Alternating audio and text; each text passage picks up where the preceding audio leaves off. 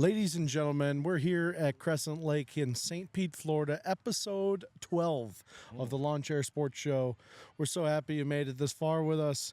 Last episode got a little wild for those of you who saw, so it's nice to be back, nice to be sober.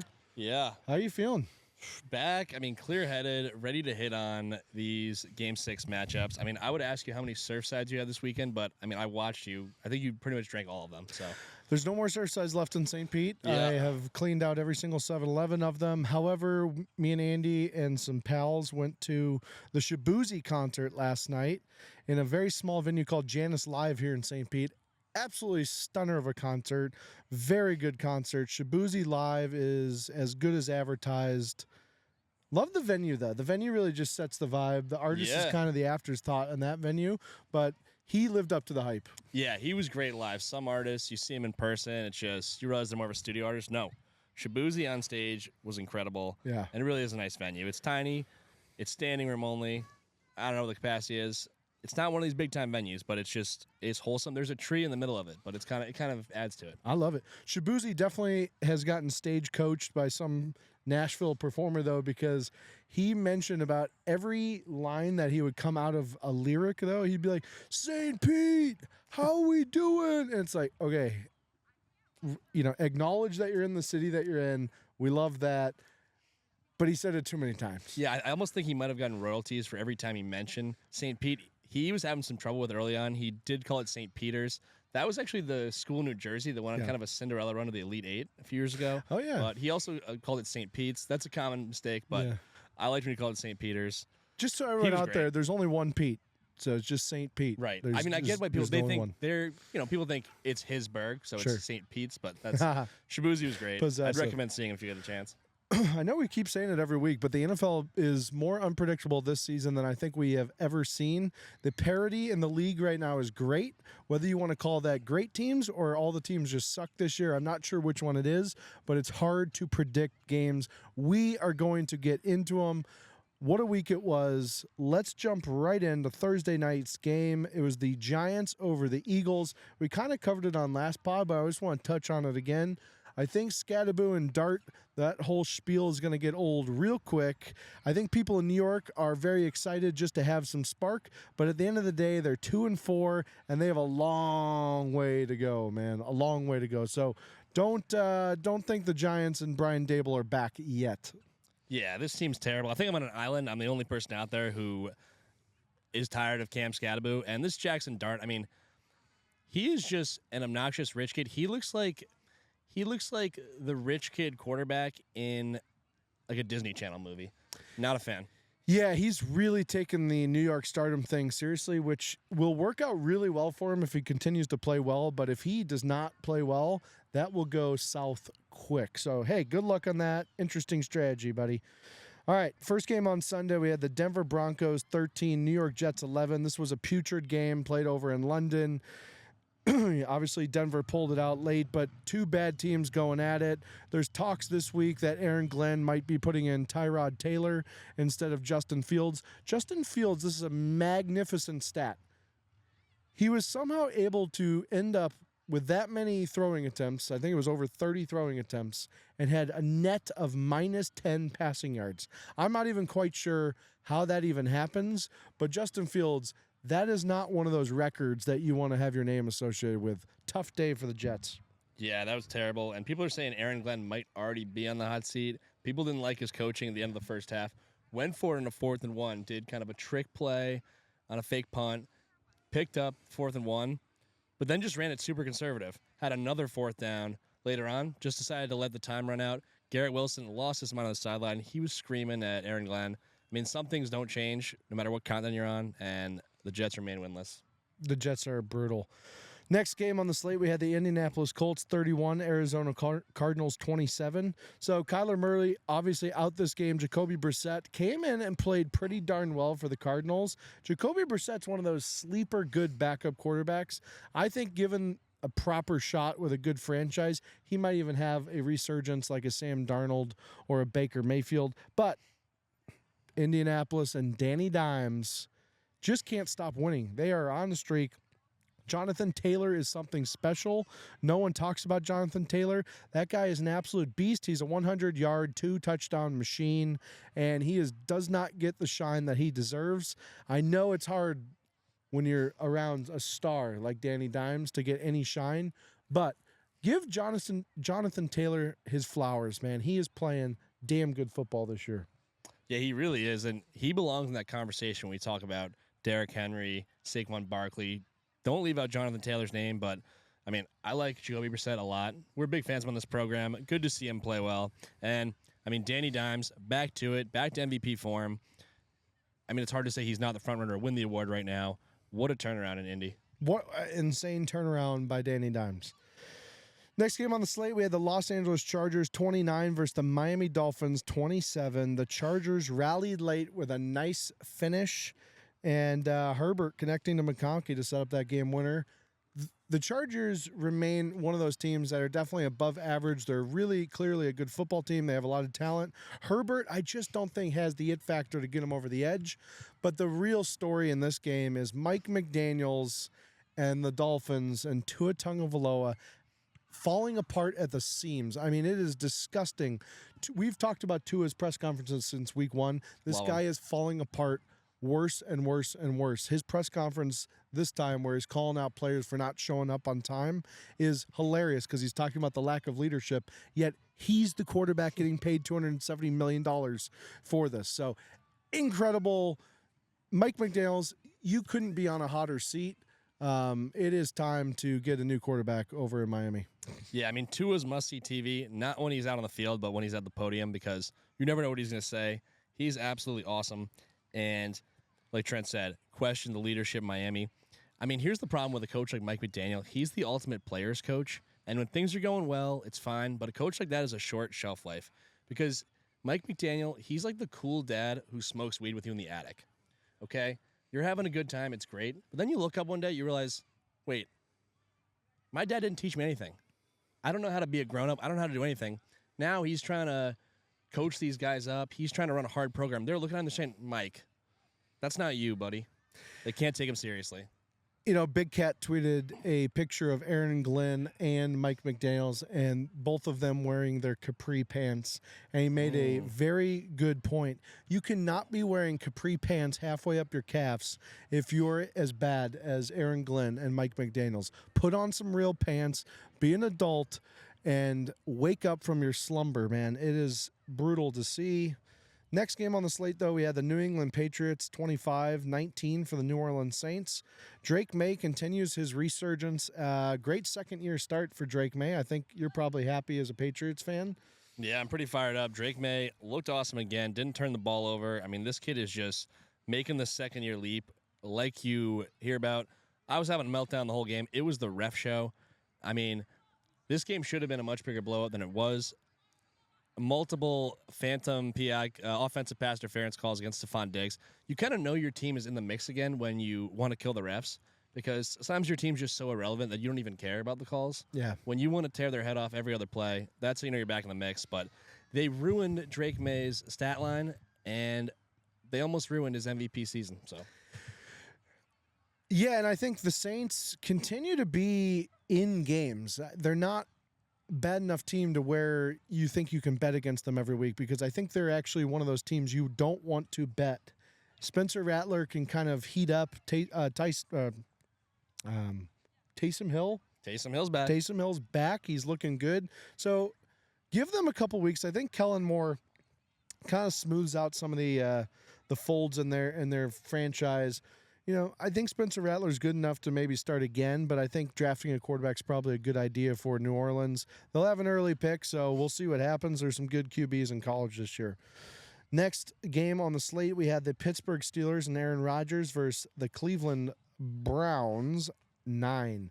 Dylan Gabriel is a joke of a quarterback. What he did to the Steelers linebacker, I don't know if you saw that, where he weirdly grabbed his helmet and tried to pick him up. Dylan, you're 5'9" on a good day. You need to not pick a fight with a 6'3", 235-pound of solid muscle linebacker who plays for the Pittsburgh Steelers. You need to really count your blessings that Stefanski even had you in there. And guess what? Your little buddy who is just protecting you is gone. So now you are about to get exposed, and our boy, Shedeur Sanders, needs to keep that arm nice and warm on the sidelines because, Dylan, your leash could not be shorter. Yeah, absolutely. I mean, every day that Dylan Gabriel plays, it's pretty much a day of life that you'll never get back. I mean, this kid's not an NFL player, let alone a starter. I don't even think he should be allowed in a zip code that has an NFL franchise. But, I mean, once again, what's going on with Shedeur Sanders, his benching? I mean, we're going to look back years from now. This will go down as probably the harshest mistreatment of a rookie who turned out to be a legend that we've ever seen. I mean, with the Joe Flacco trade early in the week, many people thought that Sanders would be promoted to be the backup quarterback. No, he was made inactive for this game and was taking snaps at scout team safety during the week. Kenny Pickett was the backup quarterback. It's clearly personal between Kevin Stefanski and Shedeur Sanders. Kevin Stefanski, you are a freaking loser. You've never won anything. Nothing. Clearly, you have a personal problem with the kid. You don't want to share the spotlight. And mark my words, 2 years from now, he will be a star in this league. You will be begging for a job. You'll be on the street jobless, wishing you could be his offensive coordinator. You're burning the bridge, buddy. Stefanski, the only hope you have of working with Shedeur Sanders again is running his personal media accounts once he's an NFL legend. So, tough day for the Browns. Browns fans really have to be struggling. I'm also sick of Myles Garrett giving his opinion on the quarterbacks and everything. He really just needs to shut up and play defense. No one wants to hear it. You're not being a good leader by calling your team out at the podium. Have a talk, have a team meeting if you want to have it behind doors. But Myles Garrett, as a defensive end, keep your mouth shut. You don't dictate the success of the Browns organization. So figure it out, be a better teammate, and stop talking crap out loud. I do want to touch, though, on the Steelers. Steelers are sneaky good. Aaron Rodgers is looking very sharp. Him and DK Metcalf have to be one of the emerging duos in the NFL this season. I really like watching them play. Prime Aaron Rodgers was one of the most fun quarterbacks to play, and he throws a damn good football. I love watching him throw it. So, Pittsburgh fans, they are feeling good. This could be the year where they win a playoff game. Okay, this next one's interesting. Carolina Panthers 30, Dallas Cowboys 27. I think we wrote off the Panthers maybe a little bit too early, and I think a lot of people did. But Bryce Young just continues to have moxie. He continues to have strength in face of adversity. And the Panthers are just slowly getting and ticking in these wins. Don't count out the Panthers yet for a playoff berth. Yeah, I mean, do I hear winning streak in Carolina? This team's rolling all of a sudden. Bryce Young, he's taken on the leadership role in that franchise. They're back for the first time since Cam Newton.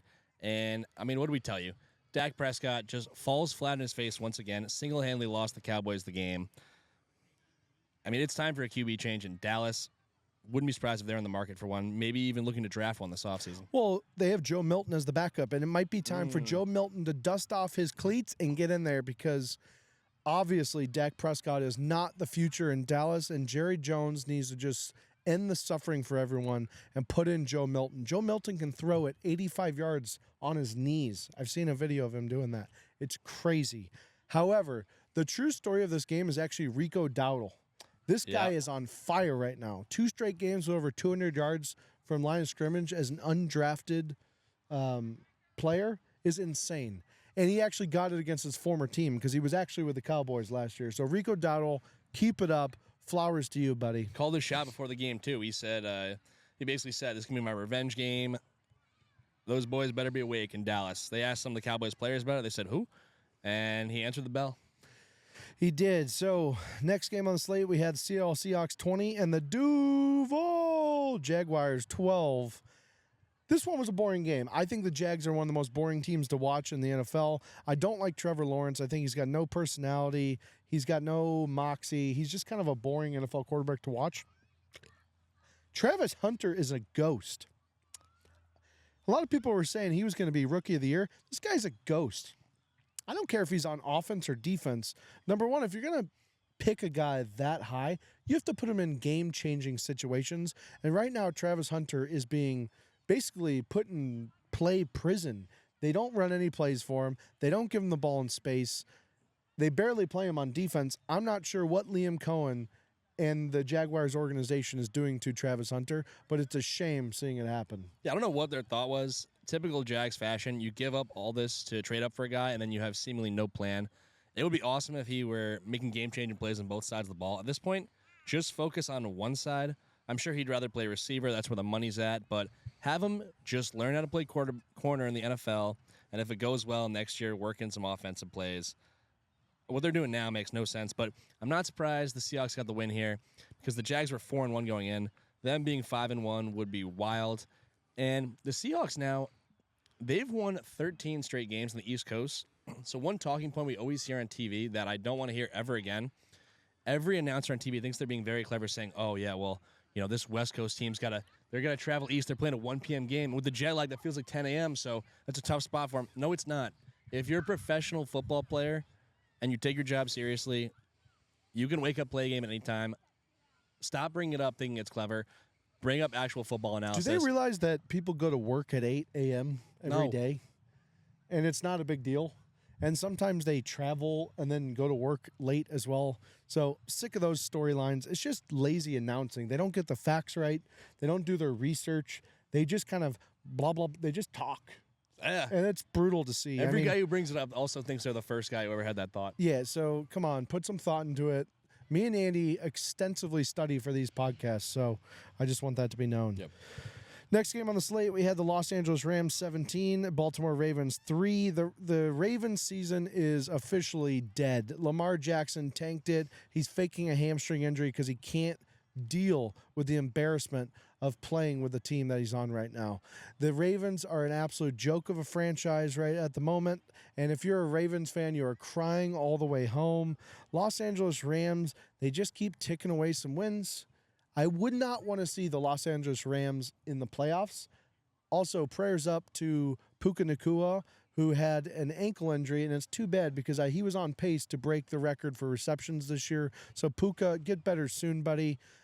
But Rams, get an easy win.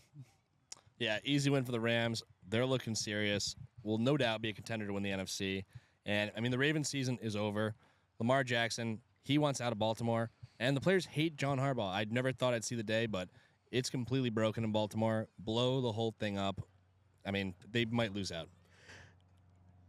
I mean, I'm sure you guys saw what Zay Flowers said after the game about John Harbaugh, but it was honestly confusing to say the least because I've never heard a player say that his head coach prefers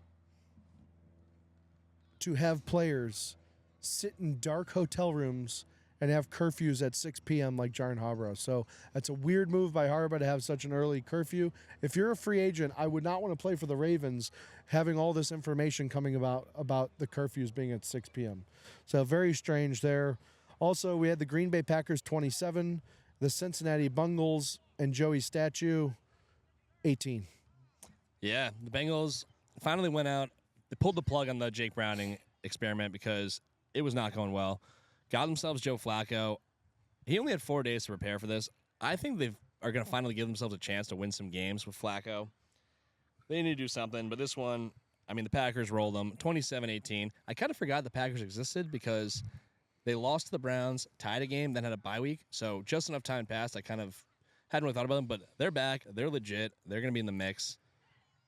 They're the most confusing team in the NFL right now. We don't know who the Packers are. They don't know their identity. They don't know whether they're the front runners to win the NFC or they're one of the worst teams each week. So Packers, very strange team, but man, when they get hot, they get hot. And when Jordan Love is hot, the Packers are a dangerous football team. Yes, sir. Now, Cincinnati thought that if they could just sign someone named Joe, that he would play kind of like Joe Burrow, and it was a bad decision.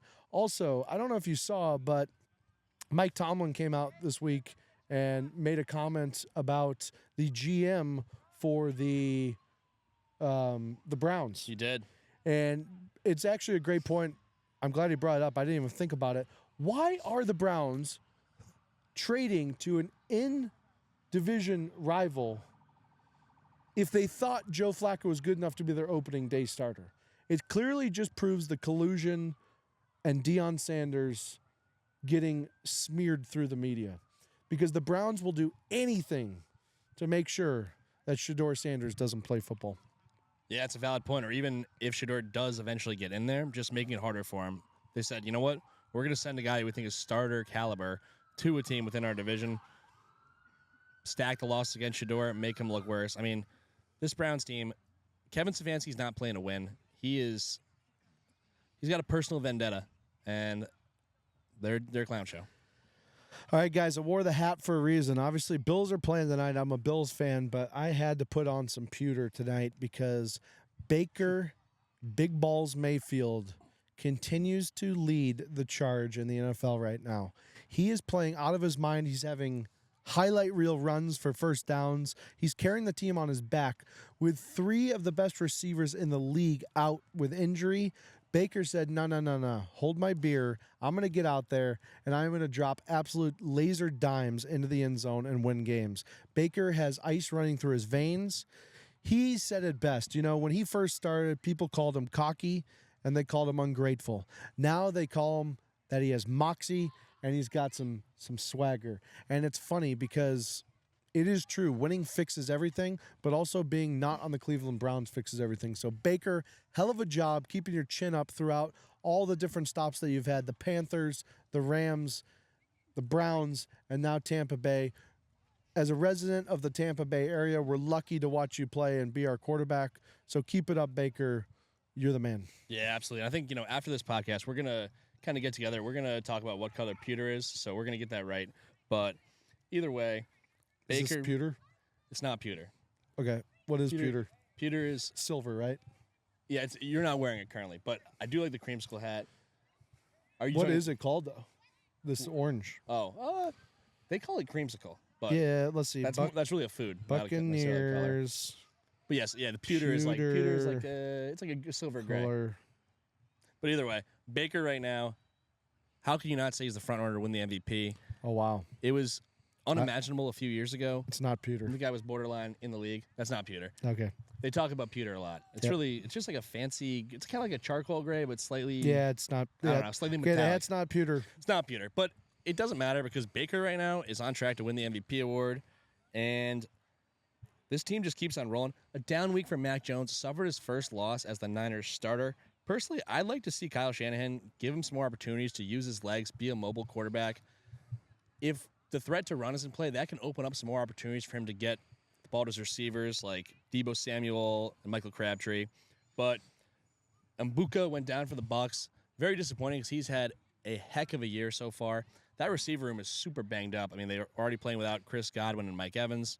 If everyone gets healthy, they're going to be dangerous, but they're going to be in the mix. Would this make sense as a landing spot for Odell Beckham Jr.? It's interesting. I think he would fit pretty well there. So that might be a good call. And he has a rapport with Baker. I believe Odell's father. Yeah. He's called Baker the best quarterback in the league. I think a reunion there makes a ton of sense. That would be awesome. That would be awesome to see Odell get another Super Bowl win while not actually doing anything. Okay, next game. Don't need to belabor this one very long. Tennessee Titans 10. Las Vegas Raiders 20. Tennessee's coach, I don't even know his name, got fired after the game. Well deserved. Cam Ward continues to show that he is the Jamarcus Russell of this era. He's one of the worst first picks in the draft in NFL history. I just saw a dog poop. Owner's not even in any sort of distance. So that poop in the middle of the park is not getting picked up. That's too bad. Hate to see it. He is walking over. No bag. He's leaving the poop on the ground. That's classic tough. St. Pete. Yeah, a lot of kids running around too. So one of them's probably gonna step in poop. But yeah, I mean Brian Callahan, so long. He was fired today. 4-19 as Titans head coach. You might be saying who's Brian Callahan? That's a valid question. You don't even need to know. He only made 23 games. He pretty much was only hired because his father, Bill Callahan, was a terrible head coach with the Raiders. So classic nepotism there. The Titans are just terrible. And better game for Geno Smith. Last week during the podcast, I thought you were joking when you said the Raiders gave him $70 million. They gave him 2 years, $75 million. I told you that. That's wild to me. Yeah. Mac Jones signed with the Niners for 2 years, $7 million. $7. So Yeah, this whole I know Tom Brady has a greater voice in kind of the front office in Vegas. Sure. He wanted to put together a middle of the pack team. He didn't want to tank, but I mean this could be the NFL version of Michael Jordan Bobcats ownership. Oh, that's a good take. I do want to mention that Ashton Genty has kind of maybe proved himself worthy of a top 5 pick. He's looked good in the last 2 games. I still don't think it was worth maybe a top 5 pick, but he's clearly a good running back. It's nice to see him get some shine. Next game on the slate, horrible game. Kansas City Chiefs 30, Detroit Lions 17. Dan Campbell is struggling after this one, reeling from the loss. Obviously, there was the fight after the game. You know, the Lions kind of disappointing me. They should have won this game. This was a big test for them. I think this one goes a long way for their psyche, and I don't think that the Lions.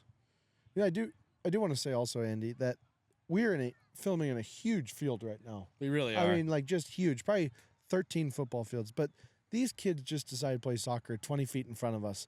This camera is not a cheap camera, and it's about to get knocked over. But anyway, going back to the Chiefs,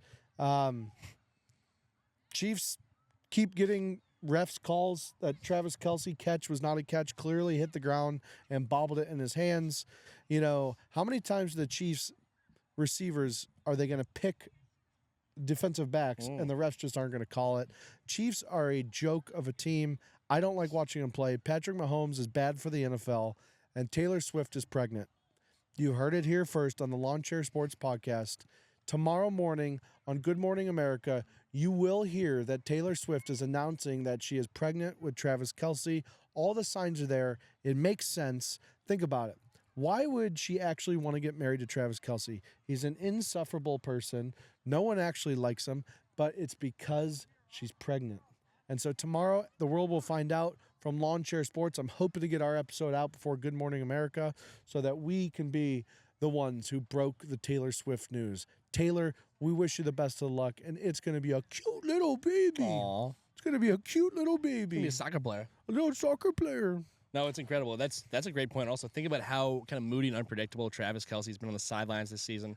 That's often associated with the pregnancy. But I got to give the Chiefs credit because they were very disciplined in this game.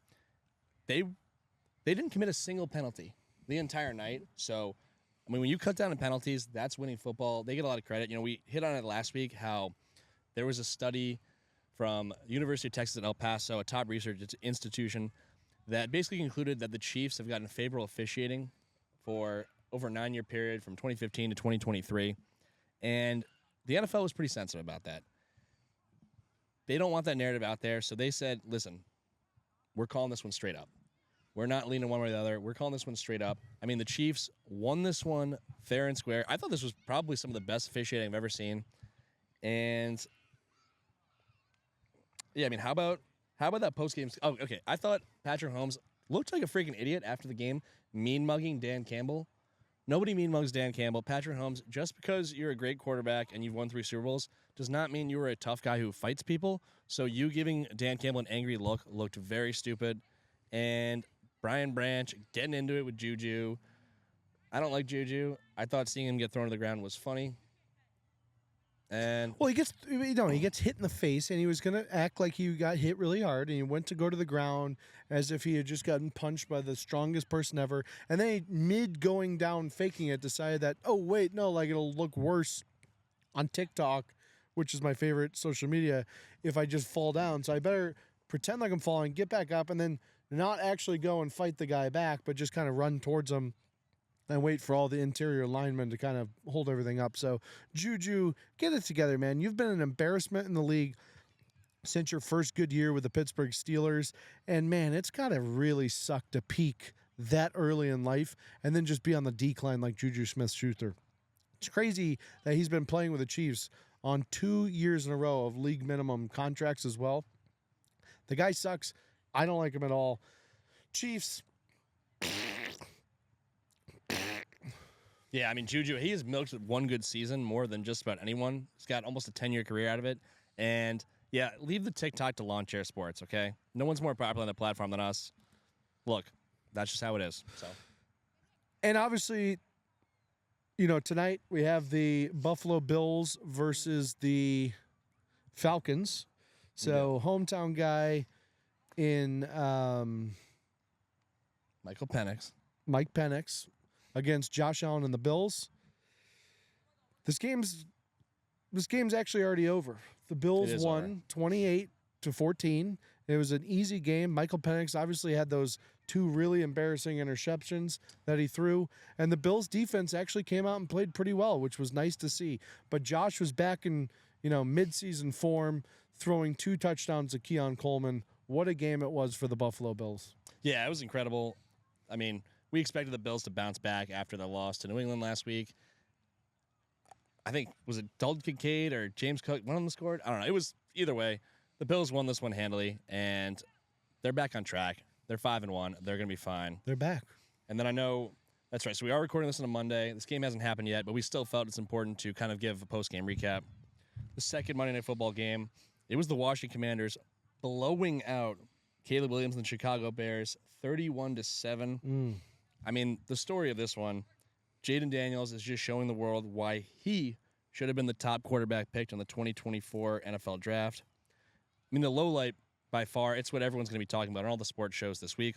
Caleb Williams running off the field crying in the middle of the fourth quarter. He was replaced for the rest of the game by Tyson Bagent. And then, understandably, multiple of his teammates in the post-game presser ripping him, calling it a selfish move, and calling for Bagent to be the starter going forward. I mean, I don't think we were very hopeful for the Chicago Bears this season, but none of us saw it going downhill this fast. No. I mean, Caleb Williams, get it together. I mean, what a game, though. Caleb Williams was playing kind of well in the first half, and then he just absolutely tanked. It was a gruesome injury to see, too, of Caleb Williams, but did he really need to cry on the way off the field? It was interesting to see none of his teammates helped him off or even cared.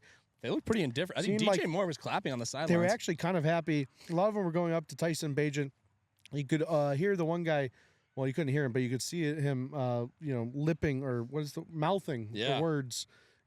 We're so happy that you're in, Bagent.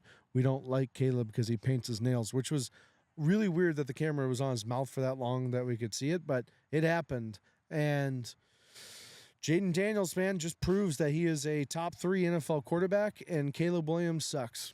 Yeah, and then we even had Keenan Allen post game. He's landed back with the Chargers. He tweeted he's now open to reunion with the Chicago Bears. So it's clear Caleb Williams not that popular in that Bears locker room.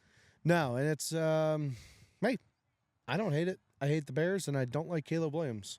So obviously the NFL just keeps being a wild ride. It's a wild roller coaster every week. Me and Andy really try to analyze these games on Sunday. I think this week might be one of our best analysis. I can't even speak today. My brain's operating at 10% function. What I can say is, I felt a little down this morning, but then I texted someone from BetterHelp. I did ask them to kind of just ask me questions to see if I'm okay. And it turns out I'm not. So now I'm on a 10-week program with BetterHelp, and they said that they will give it to me for free because they sponsor us, which is awesome. There you go. Yeah. Right. And you're using our promo code. Yeah. Promo code CHAIRS. So that's our promo code, 15 cents off your first session when you book at least 15. So getting a discount, getting the support you need. We'd love to hear that. And use our discount code in the bio, too, if you don't mind. It just helps us fund the podcast, helps us fund these sets. Obviously, these sets aren't cheap. So, yeah.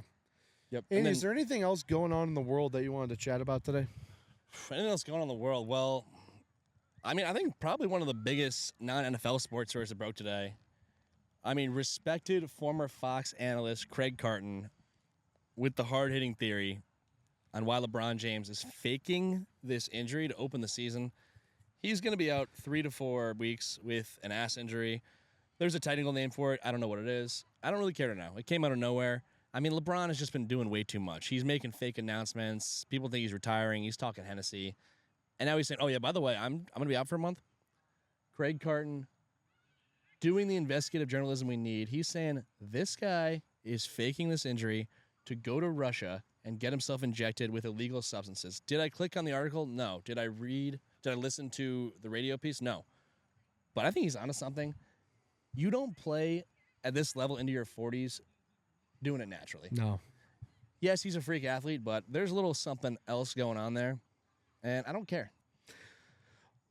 Also, speaking of the Lakers, Luka Doncic looking trim and slim and ready to play. I don't think the Lakers even need LeBron anymore. I think, honestly, they should really just lean into Luka because he is looking good. He's looking like the Luka that the Mavs wish they had at one point. The league has never seen him like this. He's in shape. He's ready to go. He's not drinking beers after practice anymore. He's locked and loaded. Look out for Luka. This might be an MVP year for Luka, but the Lakers just got a new locker room too, and I saw them all kind of coming in. The boys are fired up, and J.J. Redick, one of the all-time greatest NBA coaches, is going to have the boys ready to play this season. Watch out. Also, I don't know if you saw, but Cooper Flagg is official. He's a superstar. Cooper Flagg is a superstar. He looks great out there with the Mavs. Him and Anthony Davis together could be a scary duo to play. So, was Nico Harrison possibly made the worst trade in sports history? He did. Did he also possibly become the luckiest man in NBA history? He did. The Mavs, Lakers, what a season it's going to be for those two teams. They might have both won the trade. Yeah, I mean, it was absolutely incredible. And it was just pure dumb luck that the Mavericks got that number 1 pick. I mean, really no reason to believe there was anything fishy going on there. No, Cooper nothing. Flagg. And, yeah, I mean, Anthony Davis, you pair him with kind of a star, small forward who can pass the ball. Cooper Flagg. I mean, I don't think we've really seen a duo like this. So that could be incredible. But, yeah, skinny Luka, get ready, rest of the league. Who knew that all the Mavs had to do was basically trade him away and then call him fat for 5 months, and then he would report to camp in the best shape of his life? I mean, will he play defense? Probably not, but skinny Luka, definitely a threat to win the MVP. Skinny Luka is a scary sight, but there's another thing I wanted to touch on. So, Barron Trump, it's official. Barron Trump invested $30 million in Bitcoin 30 minutes before Donald Trump's China tweet last week.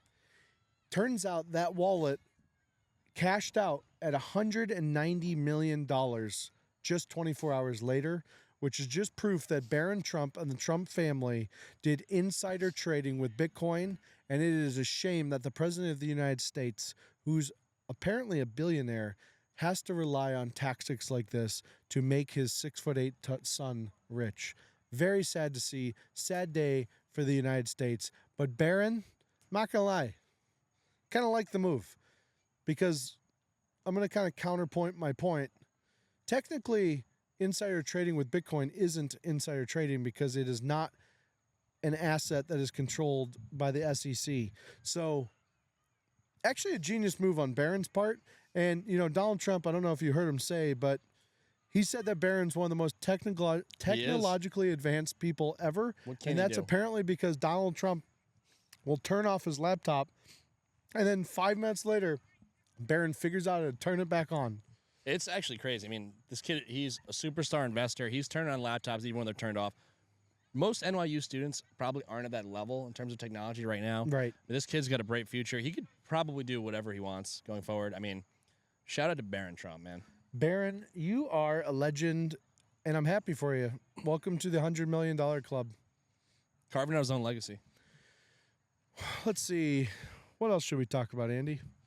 Do you have any takes you want to get off your chest? It could be sports, it could be anything. All right, I got a take. So, RFK. Okay, I like RFK. I think a lot of the things he says about artificial food dyes or some of the preservatives that are in our food in America, they're 100% spot on. But then he loses me with some of his crazy takes. I feel like most people in America are right in the middle. Now, if you go online, obviously you're going to see two extremes. You're going to see the crazies on the left and you're going to see the crazies on the right. But if you go out in the real world and you just talk to people and you talk about some issues, I'd say 99% of Americans fall somewhere in the middle. Of course, some are going to lean a little bit more left. Some are going to lean a little bit more right. That might just be what your parents were, where you were born, because there's cultural differences. It's a big country. But RFK, figure it out, buddy. what are you going to be? Are you going to be a crazy conspiracy guy, or are you going to be some guy who can actually put some positive change into the United States? You need to pick a lane, go after some low-hanging fruit, get the yellow 5 out of Mountain Dew, get the red food dye out of chips. I don't know. I feel like those are easier to go after than Tylenol first, but I'm not the politician here. Yeah, it's a fair point. I mean, most of the things these politicians are talking about, I don't know what they're going on about. I don't care. They lose me. I'm the least political person ever. But I'm not going to lie, I wouldn't mind less weird shit in our food. I feel like every day I read an article about how every other country is so much healthier because their food at some point came from something that was part of the earth. And people will go on a trip to Europe. They won't exercise for 2 weeks. They come back 10 pounds later. Yeah, maybe we should clean up our food supply a little bit. Listen, I'm all for capitalism, but maybe if these food companies made a few less billion and we weren't eating weird chemicals, we would be a stronger society. It's also not good that about 75% of the food that's in grocery stores is owned by 5 companies in the U.S. So, Nestle, like